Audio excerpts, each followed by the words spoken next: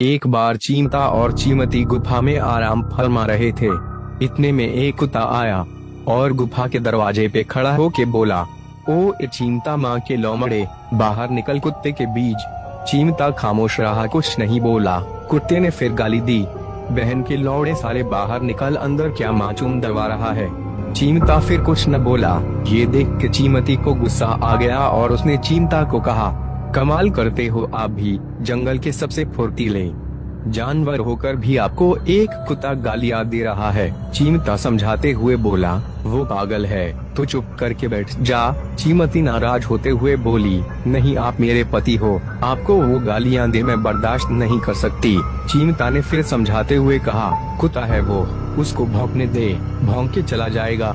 इतने में कुत्ते की फिर से आवाज आई, चीमता माँ के लौड़े, बीवी की गांड में मुंह को छुपा के बैठा है, बाहर निकल।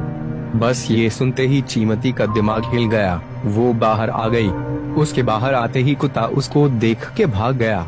चीमती उसके पीछे पीछे भाग पड़ी। जंगल से कुछ दूर जाकर एक सीवरेज का छोटा पाइप पड़ा था।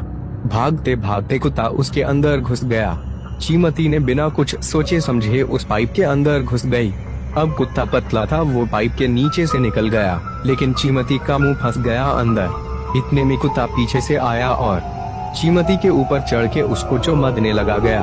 चीमती ने बड़ी कोशिश की पर निकल नहीं पा रही थी। कुत्ते ने खूब मजे ले लेके उसको चूमदा और चुम्बने के बाद वहाँ से भाग गया। किसी तरह से चीमती बाहर निकली और लूटा पिटा मुंह लेके वापस घर की तरफ चल पड़ी।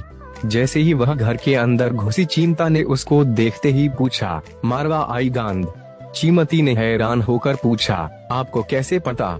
चीमता रोते हुए बोला, क्योंकि वो हरामी 2 बार मेरी भी मार चुका है।